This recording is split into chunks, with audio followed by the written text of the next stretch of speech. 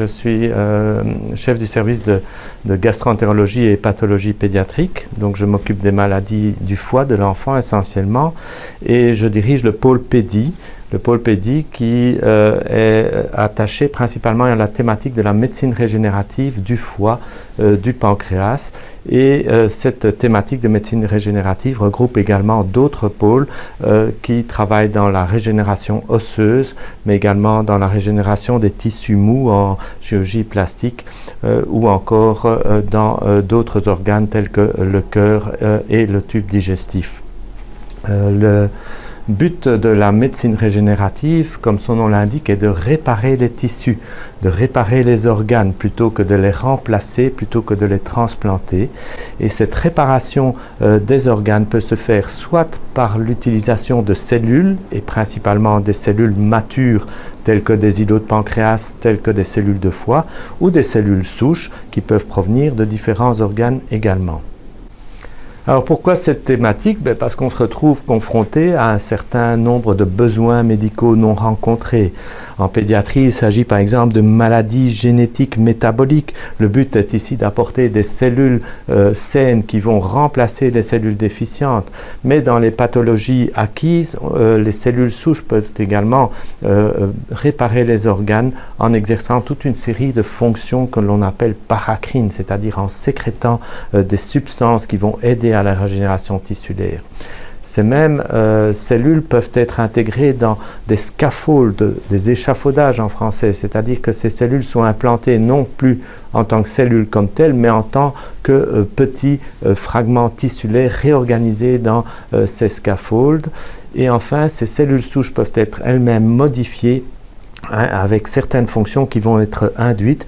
Donc les cellules souches peuvent être extraites de toute une série d'organes. Nous les extrayons du foie, d'autres les extraient à partir du tissu adipeux, de la graisse abdominale, ou encore à partir de liquide amniotique par exemple. Ces cellules souches sont alors mises en culture et on peut alors les multiplier en grande quantité et on va les caractériser pour toute une série de fonctions bien spécifiques que nous recherchons. Alors nous avons travaillé beaucoup sur des déficits enzymatiques congénitaux, les déficits de transformation de l'ammoniac en urée. Nous travaillons également sur une maladie très rare, mais où nous voulons utiliser des microparticules produites par les cellules souches, ce qu'on appelle les microvésicules et les exosomes. Donc on n'utilise plus les cellules comme telles, mais bien ce qu'elles émettent comme particules qui contiennent toute une série d'enzymes ou de matériel génétique qui peuvent alors influencer le receveur positivement.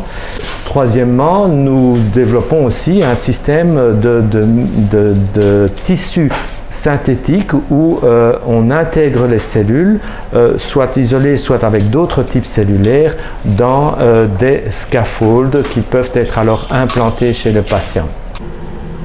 Alors, dans la médecine régénérative, il y a également la thérapie génique. La thérapie génique consiste à invalider des gènes délétères et éventuellement insérer des gènes bénéfiques pour corriger les déficits fonctionnels des cellules.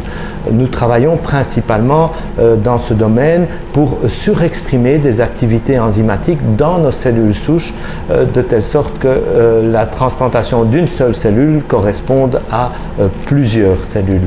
Voilà, nous sommes ici à l'entrée du centre de thérapie tissulaire et cellulaire. En fait, dans notre thématique de médecine régénérative, nous avons toute une partie de recherche et de développement qui se font dans les laboratoires de recherche comme tels, et puis la partie de médecine translationnelle, c'est-à-dire le passage de la recherche de laboratoire aux patients se fait par la culture des cellules et par la production de cellules au niveau de salles blanches qui sont accréditées par le ministère de la Santé. Donc c'est ici dans les salles blanches que l'on prépare les cellules. Alors les cellules peuvent être des cellules de foie, des cellules de pancréas qui ne sont pas transformées et c'est les programmes de traitement du diabète ou de maladies métaboliques hépatiques. Mais on produit également des cellules souches qui sont cultivées, qui sont donc multipliées en grande quantité et nous avons pu déjà traiter un certain nombre de patients aux cliniques universitaires Saint-Luc grâce à cette technologie qui a été développée dans les laboratoires de l'IREC et qui est maintenant appliquée aux patients. Qui plus est, ces salles blanches qui nous ont permis de faire ce qu'on appelle les first in men, les premiers patients, nous ont également permis d'établir la preuve du concept de la thérapie cellulaire, ce qui a conduit au développement d'une spin-off qui s'appelle Prométhera et qui a maintenant pris le relais des études cliniques dans le domaine de développement des cellules souches de foie dans le traitement des maladies soit métaboliques, mais également des maladies acquises. La médecine régénérative est l'avenir de la médecine. C'est vraiment la nouvelle révolution biotechnologique. Après les vaccins, après les anticorps monoclonaux, la thérapie cellulaire est maintenant vraiment le prochain challenge de la médecine pour guérir toute une série de maladies dégénératives. Notre grande motivation, ça reste toujours nos patients qui présentent une série de maladies pour lesquelles les traitements actuels sont inefficaces et où la transplantation reste une bonne solution, mais néanmoins une solution ultime qui nécessite d'enlever l'organe malade pour le remplacer par un organe de donneur. Nous voulons remplacer plutôt cette thérapeutique par la réparation des organes. Quel est notre grand challenge? Le challenge, c'est de pouvoir progresser le plus vite possible pour nos patients, c'est de pouvoir développer les traitements et de produire les cellules dans nos salles blanches, et ceci à un coût certain, puisque comme c'est une thérapie innovante, elle ne bénéficie pas encore de remboursement, et donc nous devons financer le traitement de nos patients, et c'est à cet effet que nous faisons appel au mécénat.